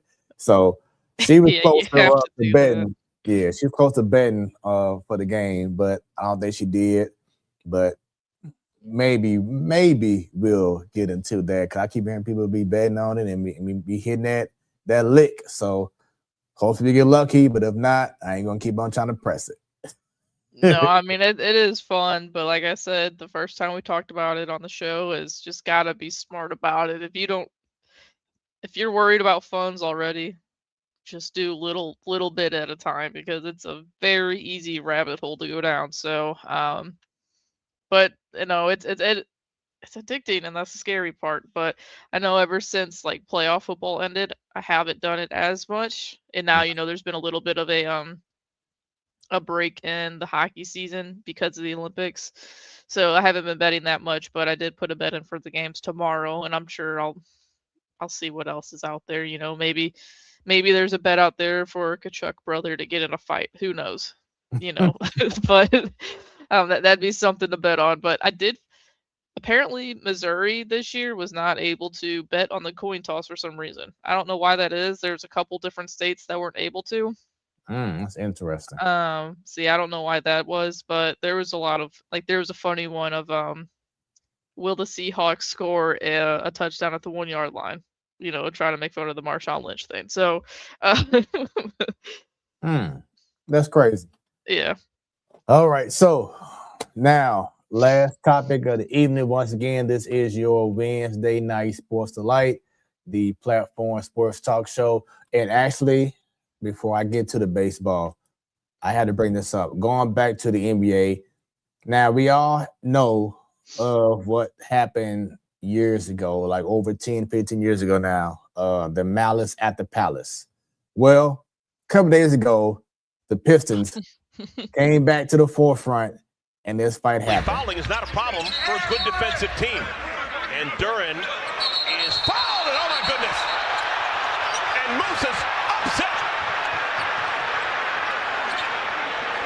Moose is really upset.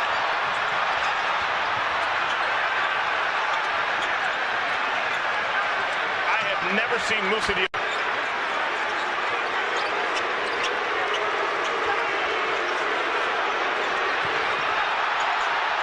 goodness, now Miles and Duran and Beef Stew.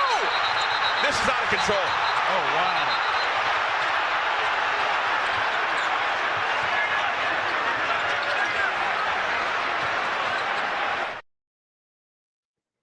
That was absolutely crazy what went down in Charlotte a couple days ago.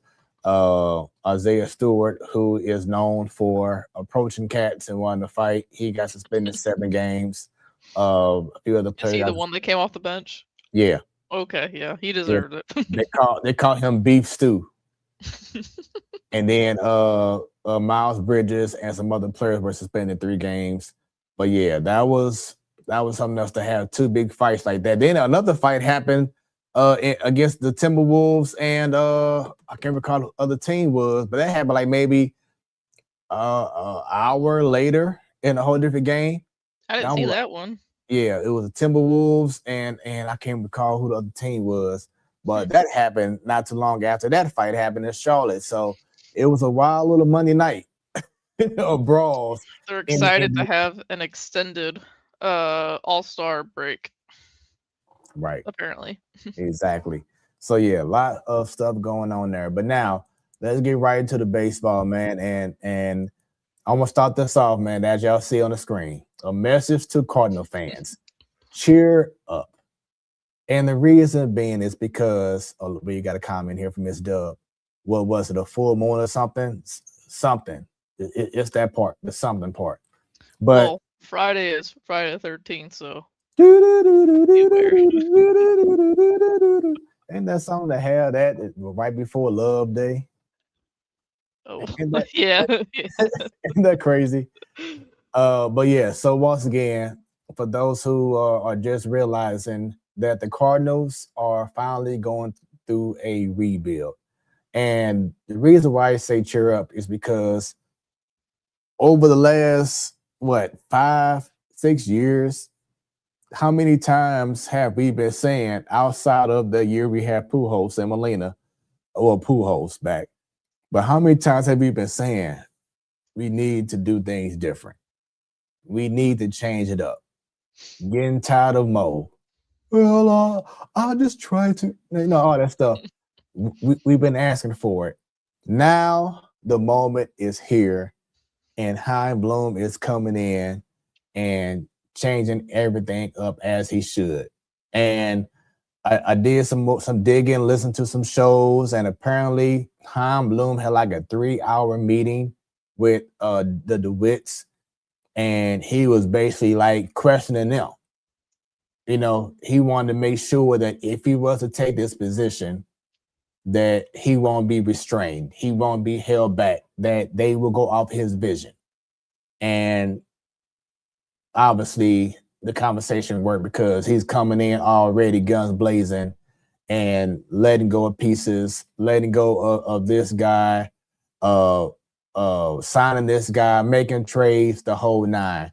And you would think, man, he's really here to just change up what we've been missing.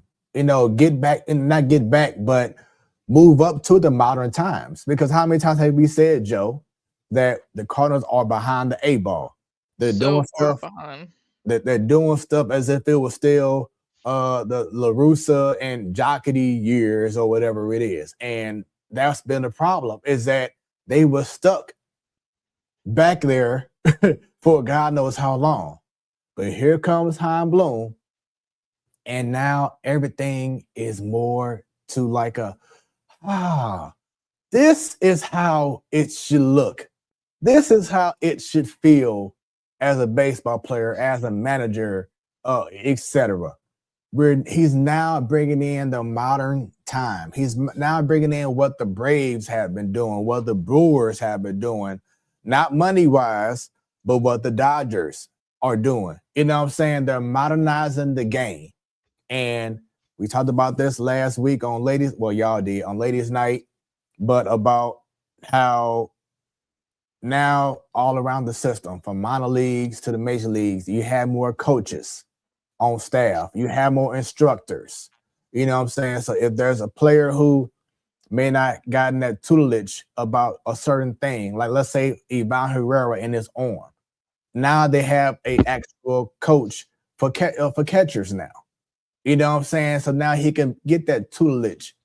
If someone in the outfield still having a hard time trying to track a ball down, you now have an outfield coach, not just one coach that's coaching outfield and infield and whatever else. No, you can actually go to those assignments and get that done. I saw already Victor Scott is working on bunting with one hand.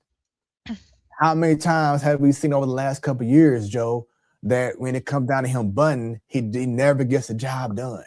And just imagine if he was able to learn how to properly bunt and how he can use that speed and get on base. Oh my goodness, but going back, people are forgetting already, and you already said it earlier, Joe, that you and I are the only ones on the Sports Talk Show network that has a positive mindset, because we realize that this has been a long time coming and it had to happen.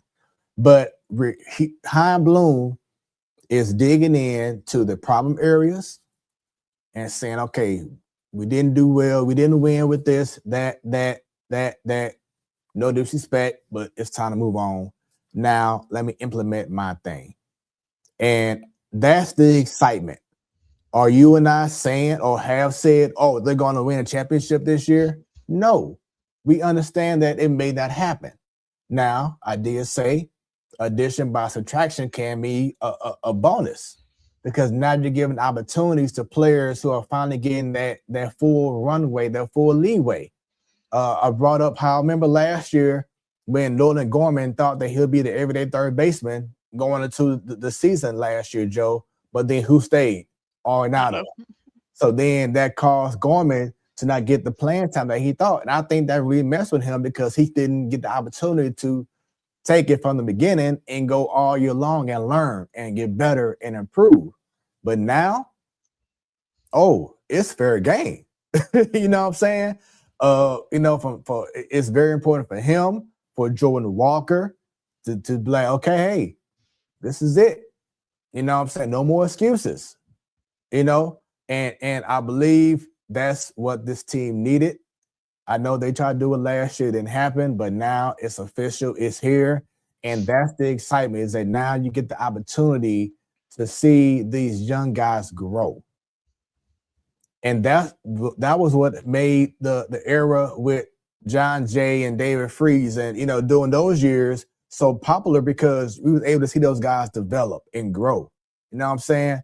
To see the younger version of Matt Carpenter, when he was just getting his feet wet, and all of a sudden he started hitting 30, 40 home runs and started being you know what I'm saying? It was just seeing that maturation throughout their career. You have the opportunity now with the Mason Winds, with the J.J. Weatherholts, you know, with other guys, Liam Doyle, Quinn Matthews, you know, so many people you can name, Ivan Herrera, Joshua Baez. You know, there's so many people that you're hearing that now they get the opportunity to perform, and you can see what they're about. And now that they have the right coaching and the right structure, and it's more modernized, that's going to make these players even better. Your thoughts, Joe? Yeah, I mean everything you said, and right there at the end, you naming off a lot of those guys is we need to see if we can get Kyle Reese on before the beginning of the year, because he knows these guys a lot more than we do. And I was looking at Miss Dub's comics. I got the show up on my phone as well. Is the preseason, the spring training season is going to be extremely important for a lot of these guys, because you know in years past it was some positions there weren't going to be competitions, you know, whether it was fair or not, but there's competitions up for every position, maybe besides shortstop. But I think that's probably the only position that's up for grabs. So, but no, me and you have been talking about it since this whole rebuild has started. It's exciting because it's new. We've been behind the times for a very long time. And first off, before I continue, what show did you listen to about the Heim Bloom interview and pretty much the DeWitts? The Bernie Show. Okay, because I'll have to listen to that, because I've been listening to I just listened to Derek Gold's newest best podcast in baseball episode, and you know, they're talking about all different kinds of stuff, but just you know, talking about the prospects that you know that we have here, the trades that we made. You know, it's more of we got a lot of quantity for the guys that we traded, and you're not going to hit on every single one of them. That's not going to happen. That's not going to happen for any team that made these trades. But the opportunity, the chance to have 2 to 3 of them hit, you know, would be huge, because they just needed a change, you know, all around. So it's refreshing to see. I'm curious to listen to that interview that you mentioned, though. I didn't know that was a thing that happened, of, you know, Heim Bloom asking him, and that makes me feel even better. It really does make me feel even better, because I know, you know, in years past, you hear Mo saying his thing, and I don't want to rip on Mo. He's gone. He gave us a lot of good, positive memories here in St. Louis. It just got really bad there at the end for everyone, but when, as we mentioned, him and the DeWitts were just very buddy. And I think that's a lot of the reason why things never got better, you know. So, but no, Heim Bloom, yeah, he's tearing it down. Some fans are upset, but this is what needed to happen. And the guys that we did like sign, like Dustin May or Ryan Stanek, like if they go out and have great freaking years, like for an example, in the years past we did Kit Ridge and Jojo Romero and Phil Maton. If he goes out and has years like they've done in the Cardinals uniform, a team's gonna pay a hefty freaking amount at the deadline to get that, and there you go. You add even more to your pipeline. Same thing with Dustin May. Go on and help make sure he's healthy. You know, we got some new pitching coaches in the organization. Same thing with him. A lot of teams will pay for a you know, a pitcher at the deadline. So I'm just excited about everything. I know it's gonna suck, but I don't, like I said in the chat with you, Stan and Sadal, is I don't think it's going to take a long time. And you can 5 go years. back to last year, and I'm like, oh man, I might be 20, 30. I'm not saying this year or next year, maybe 28, that that we might be able to like compete. We're not going to beat the Dodgers. That's not going to happen, but compete and win a division for the first time since 2019. And I don't remember the last time we won a division, but I don't know. I'm just excited. I think we won the division in 23. Why can I hear you?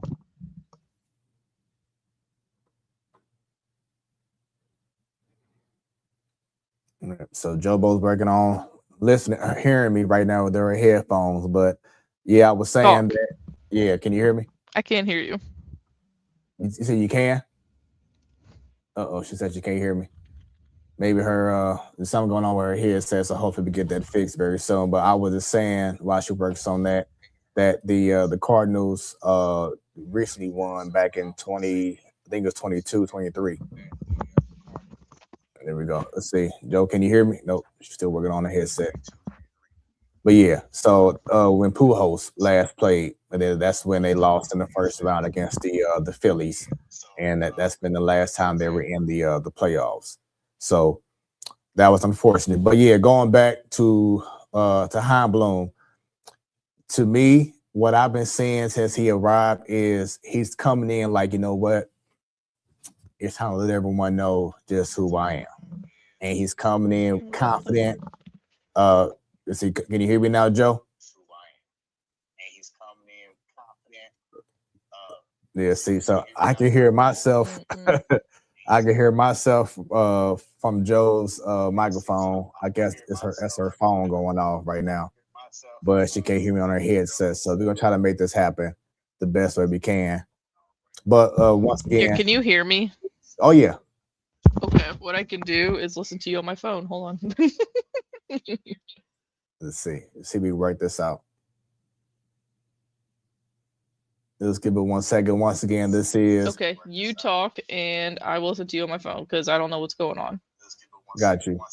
Yeah. So once again, I was just saying that Chaim Bloom has came in, and he just pretty much like, you know what?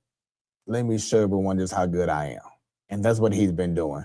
And Derek Gould asked him a question after trading Brendan Diamond away. He asked him, how did it feel over this offseason that you let go of multi-time All-Stars, potential Hall of Famers, etc. How did that make you feel that you made these moves over this offseason?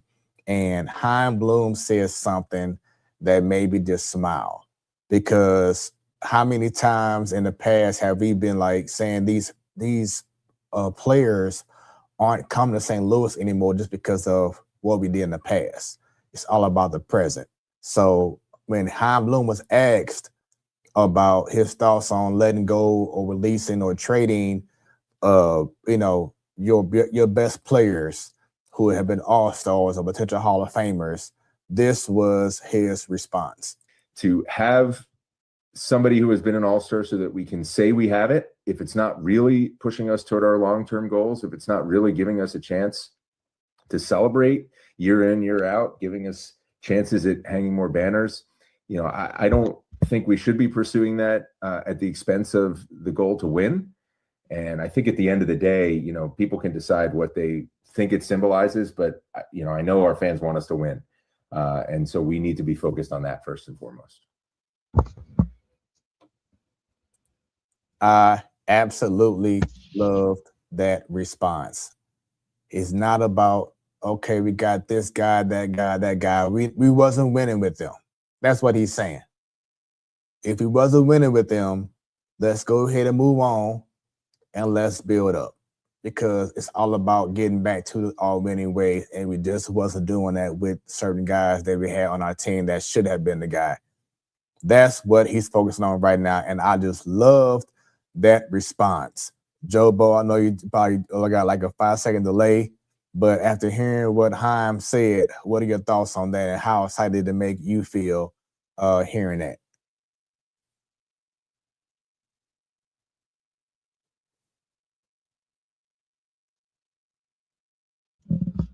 Okay, I don't know how long that delay was, but no, I love hearing that about what he said is like, yeah, it's cool to have all of these all stars and this and that, but at the end of the day, if you're not winning championships, then what's the point?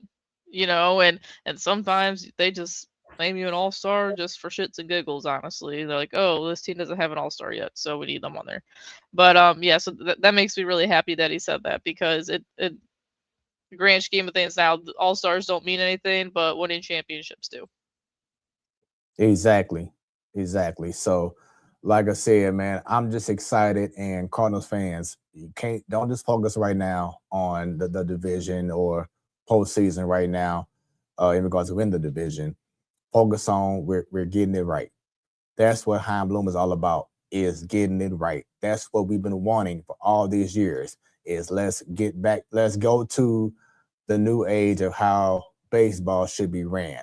And even when the team now, they're in Jupiter, Florida. They just had, I think, their first day officially of pitchers and catchers reporting.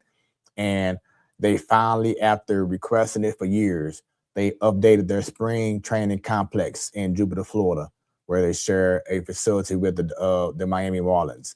But like everyone is raving about having all this technology now to their disposal. So now they can maximize all these players' abilities and be better. That's what we want to see, is improvement. And that's what Heim Bloom is doing. I believe about him last week, Joe Rob Serfolio used to be with the Indians, but like he's known for detecting, okay, in regards to pitchers, uh, what's the best way to make this pitcher better? The small details, stuff that we were missing in the past. That's what he brings to the table. That's what Heim Bloom is bringing to the Cardinal organization. Is now you're going to have these guys be put in better positions to succeed. Hopefully that will eliminate the issue that what's his name, Nolan Gorman was striking out, or Jordan Walker having issues with staying consistent. Those little details could change everything when you have the right coach and the right staff in place. And that is what should make everyone excited. Not about, oh, what did we get back in return for trading Donovan or trading this guy or letting this guy go? Or why are we now even worse than what we looked last year? You don't know that, first off. Yes, by the numbers, it may seem like that. But the thing is that we're getting back to our winning ways. And it's going to come. But now we have the right guy doing that in Heim Bloom. So that should make you excited. So that's why I say to all the Cardinal fans, cheer up. Now, Joe Bo, your thoughts after 5 seconds, everyone. Sorry for the delay.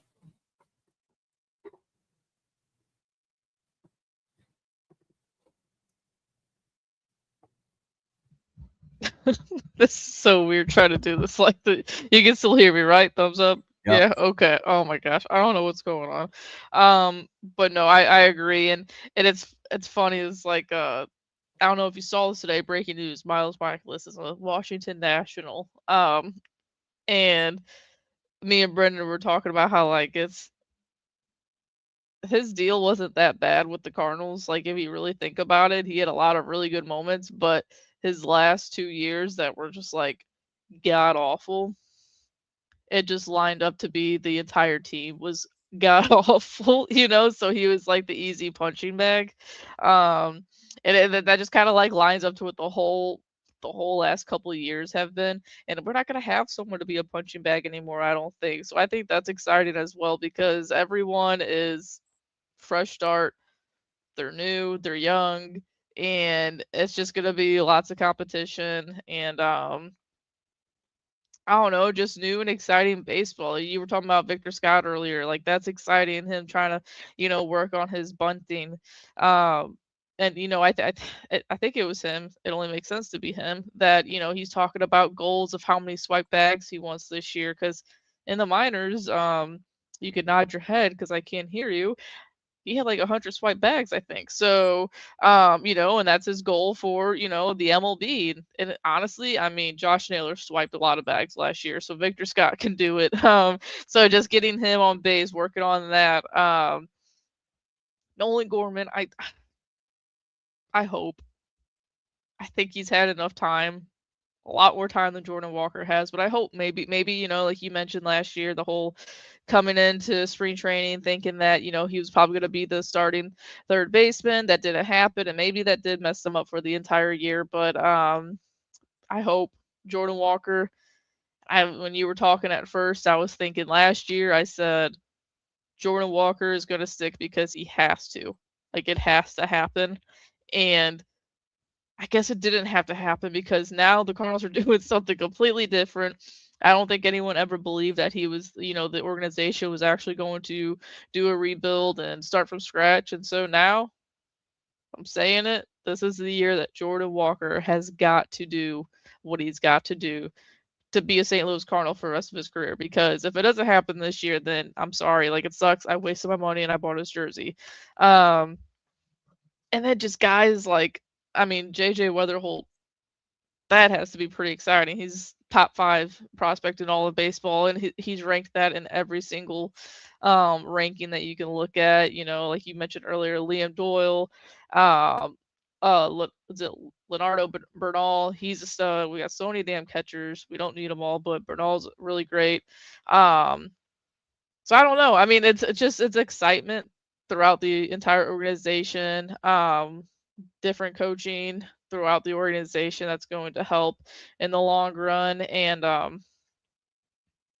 don't know. I'm just excited for spring training to get started so we can see some of these guys in action, see the report on them, and what's his name that I can't even remember how he says it now, but Sinja that we got for the Mariners, I'm excited to see him because there was a bullpen of him yesterday thrown from the left and the right side. So I don't know. I just think there's a lot of fun, exciting storylines. Can't wait to read the Post Dispatch on what they're seeing and hearing down there, and who knows, maybe even Nootbaar gets traded before the season starts, or JoJo Romero, and we bring in even more guys. So.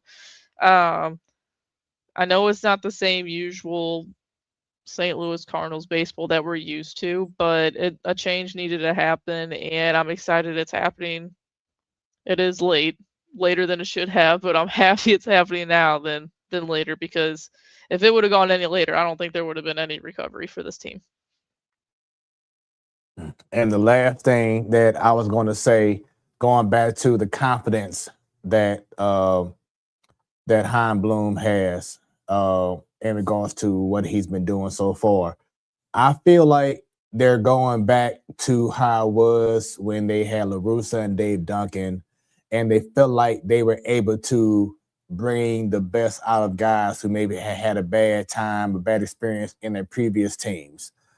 It felt like to me, between Chaim Bloom and Rob Sarfolio, that they're like, okay, well, he didn't work out for this squad. Let's trade for him. Let's sign him to our squad.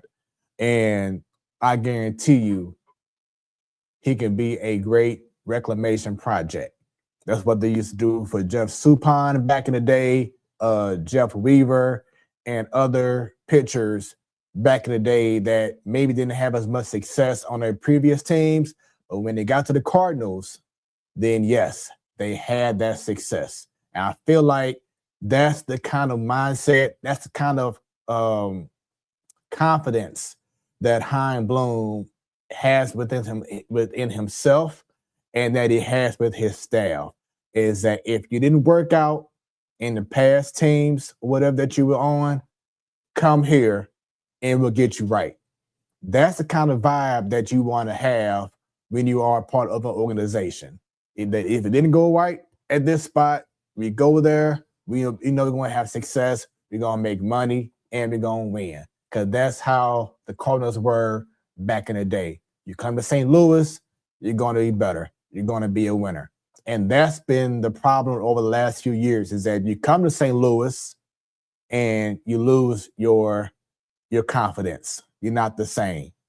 But then you go to a different team and all of a sudden, oh, he's revitalized, or oh, he found it. Now it's time that to happen for the Cardinals. And that's what we're having with Chaim Bloom and his staff, is that now you're going to see, I feel and believe you're going to see something different with these players and with the organization. And the last thing for the Cardinal fans, you might be mad at this as well, but don't expect the head coach, Ali Marmol, to go anywhere.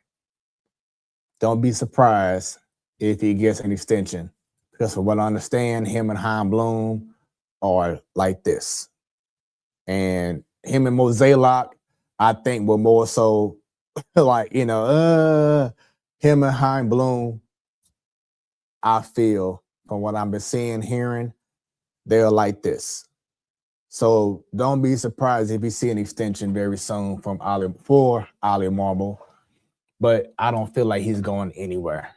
This is the exact team that he wants to build, he wants to have, and he wants to have his imprint. And now is his opportunity. So with that being said, Jobo is still working on her sound at this time. So, Joe, that's it for the show. But I appreciate you being on as she gets her headphones and everything working. So we'll make sure that by next week she's together. But everyone else, hope y'all enjoyed the Platform Sports Talk Show, the main show. If it was your first time watching, we hope that this is the start of many things to come. Almost 9 years in April. We have so many shows that's archived. Just go on YouTube and follow. Go ahead and subscribe first. Click that bell and check out all the previous episodes that we have. Once again, almost over 9 years worth of great shows, great interviews of the Platform Sports Talk Show. Follow us across social media, Facebook, the X, Instagram, once again, YouTube. Subscribe, click on that bell. Shoot us an email, platformsportstalkshow@gmail.com. If y'all know someone that would be an incredible guest on the show, or if you have a venue, a bar and grill, sports bar, whatever it is, a dope rooftop spot, a dope area that has an amazing backdrop that we can set up shop and do our show live, shoot us an email, platformsportstalkshow@gmail.com. If you can't see us, you can listen in, hot365radio.com or via the app. Hope y'all have a great rest of y'all weekend. Enjoy NBA All-Star Weekend. Enjoy, of course, happy Valentine's Day to my wife. Every day, you already know, is Valentine's Day. Love you. See you soon. Everyone else, have a great rest of y'all weekend and get ready for the main show again next week. It is your boy Smooth. That's Smooth with 3 O's. And got Jobo from the Boondocks. Stay tuned next week for the main show for some more of that and the Platform Sports Talk Show Network.